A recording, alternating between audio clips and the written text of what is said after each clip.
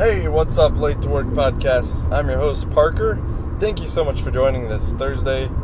Hope you're having a good morning so far. I'm on my way to work, and I'm currently on time to work, and it's a little cloudy outside, but it's, I think it should be a nice day today. It's going to rain this weekend.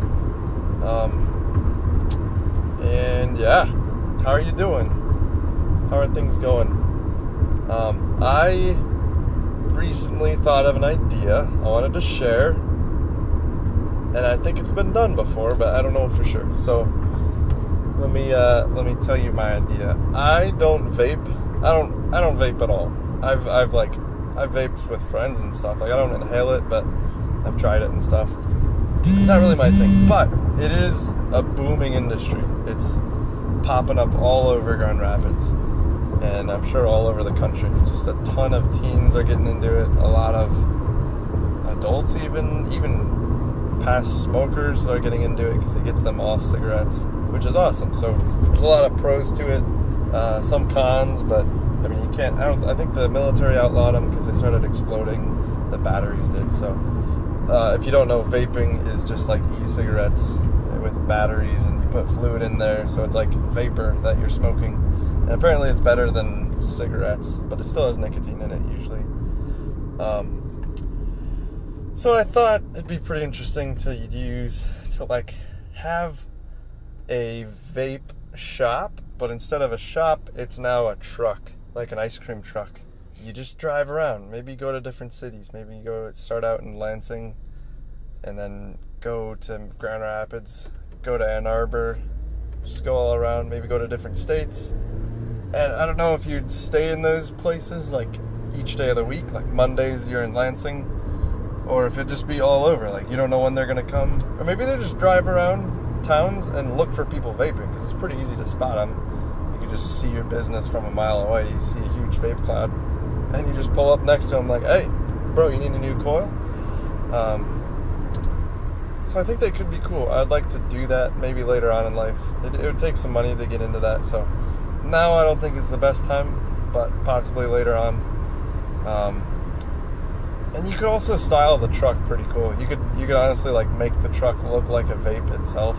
You could make it, like, I don't know, curved edges or something, and then have like a pipe coming out the back. It looks like the nozzle you put in your mouth, and have like some steam kind of pouring out of it like it is a vape. You could do some really cool stuff for sure. So maybe it'd be a social thing. Like, you sell things, but also like a little patio comes out of it, like a fold-out kind of roof. Maybe, I don't know. Maybe you put a couch out there. People can come buy their stuff and then chill for a little bit, like a hookah lounge, but it's a porta-vape lounge, and you can just pull it anywhere. So I thought that could be a cool idea. I don't vape, but definitely could be some good money. Future ideas. So let me know what you guys think of that.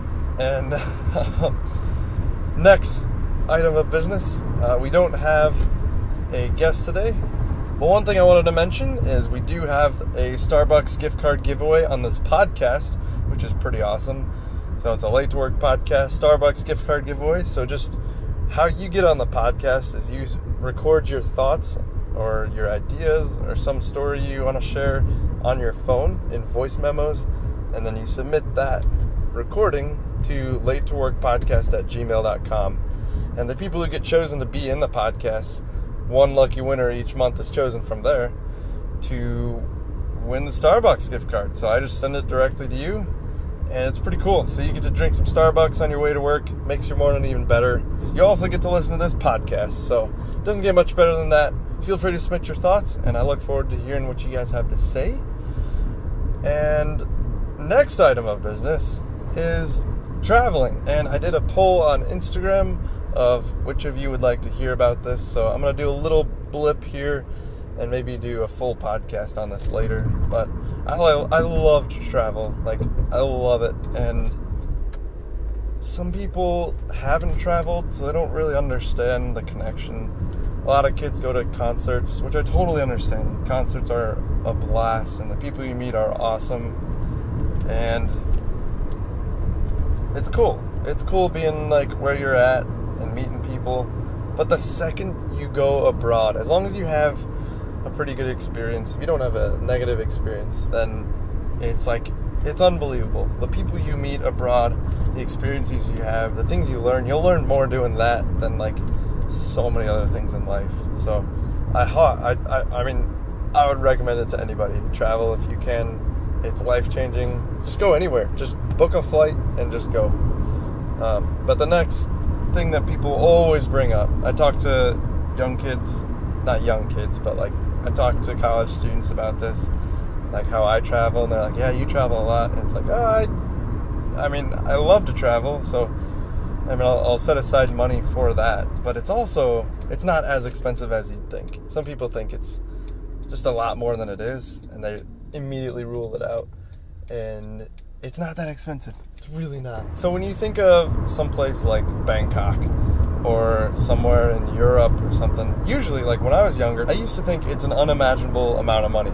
It's just not doable, and we wouldn't go on family trips because it was just always too expensive. So I didn't even look into it. But if you don't know what you're doing and you look into stuff, it's still you look at a price and you immediately nah, that's not gonna fly. I can't spend $2,000 to go to Europe. And you can easily spend $2,000. It's a lot of flights are that much, but you don't have to spend that much. So I've heard of $300 flights to the Netherlands, and when I went to Amsterdam last year, it was $340, I think, $330, somewhere around there. And my friends went for $315. So that's not a lot of money when you think about if you want to go to Lollapalooza festival. I mean, that's some serious money. That's $400 for 2 days, and you gotta pay for housing. But I went to Asia last year. I went to Bangkok, and that was $450 round trip. So not a ton of money. I mean, it's an amount of money, yeah, but when you get there, it's cool. It's awesome. There's clubs, there's shopping, there's wilderness. We rode elephants. There's so much to do there, and it's all so cheap. Stupid cheap. You can live on $10 a day there. Housing, food, everything. If you really wanted to, you could. And a lot of people don't know that. People just don't know about things. And I don't know about a lot still. I'm learning about things every day. And so the way I find cheap flights is I use skyscanner.com, and they have this cool feature where you can type in where you are, Chicago or Atlanta, wherever you are, and then you type in for the destination, you click everywhere. So instead of a specific one, you hit everywhere. And for the times and dates, you put, you click, what do you click? You click cheapest month. I think you click whole month and then cheapest month. Then you hit search. And it'll give you hundreds of options from cheapest to most expensive. And it's amazing. It's it'll say $80 to Philadelphia, $70 to here, $90 to here, $90 to here. And it's so cool. It's just, if you know people in those places, you can go to them. Or if you have a place in mind, you just find that place. If you want to go to Iceland, I know it's always $200 to go to Iceland from Chicago, which is dirt cheap. It's always so cheap to go there. And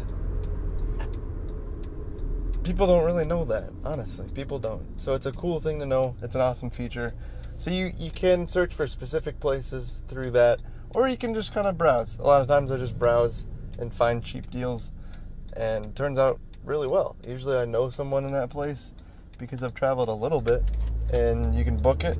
And this week I'm going to Boston. I'm going to visit Harvard and MIT, some of my friends there, so it should be a lot of fun. And that flight was $80 from Chicago, so it's really not that expensive to fly. People kind of, I don't know, people judge, and they're just man, you're just loaded. And it's no, it's you just save up a little bit of money and travel. So be smart about it. And if you have questions, feel free to comment and ask questions and travel as much as you can. It's awesome. So I will talk to you guys in the next podcast. Hope you have a good day, and see you later.